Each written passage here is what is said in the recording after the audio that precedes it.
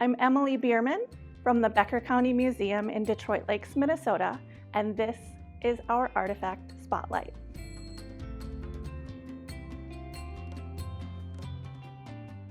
This is the story of Mary Lewis and the Lewis Hotel in Detroit, Minnesota. So Mary Kelmer is born in Pennsylvania in 1846.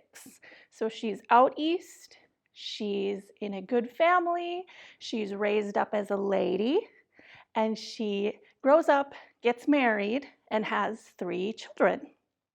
And then she becomes a widow.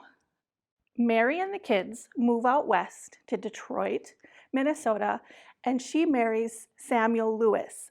Now, Samuel Lewis is the carpenter in town, and he's got a store right on Washington Avenue, which is like the main street in Detroit. So Mary decides to open a tea shop upstairs above her husband's business. And she wants to have decor in her tea shop, so she starts collecting creamer pitchers for tea. And then people do what people do when they find out you collect something.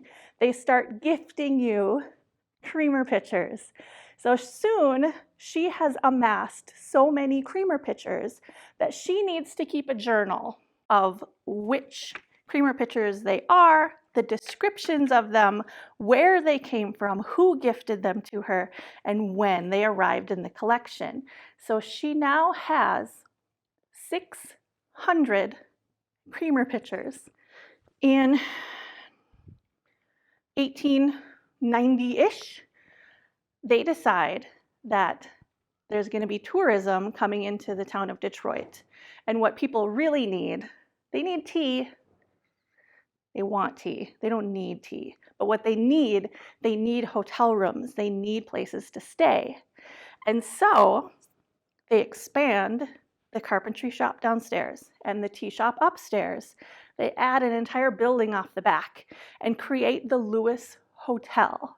And it's this full business booming because the Lewis Hotel is right across the street from the Northern Pacific Railroad train depot.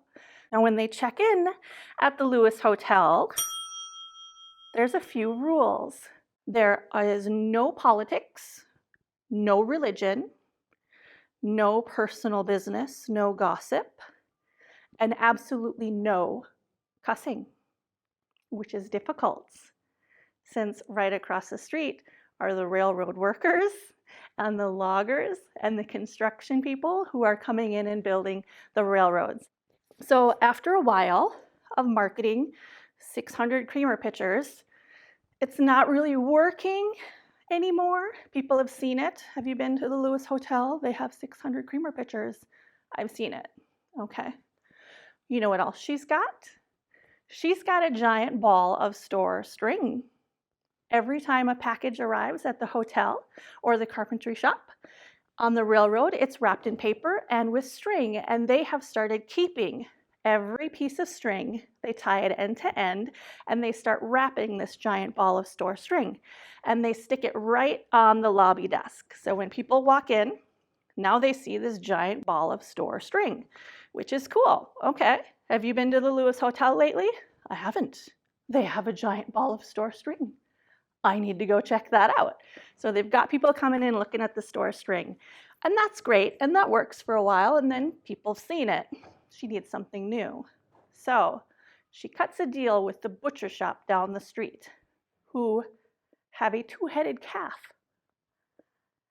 So instead of talking about politics or religion or gossiping, you now have something of a conversation starter to get you talking if you really can't think of anything better to say.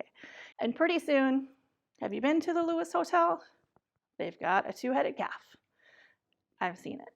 Okay, what else can you do? So Mrs. Mary Lewis looks up in the train catalog and orders a talking parrot.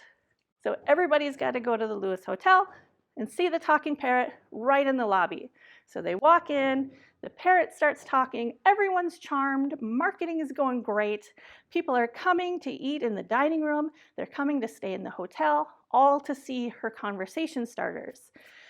Well, if you have a talking parrot, there's always the chance that someone's going to teach the parrot a bad word or two behind her back.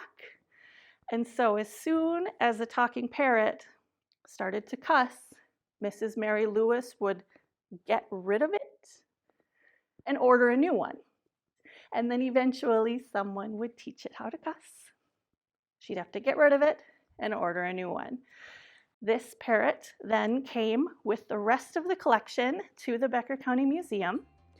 This is parrot number 12. And that is the story of Mrs. Mary Lewis and her genius marketing for the Lewis Hotel.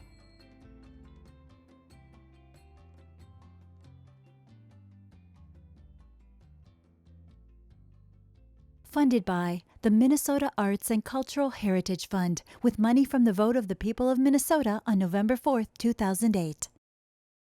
And by the members of Prairie Public.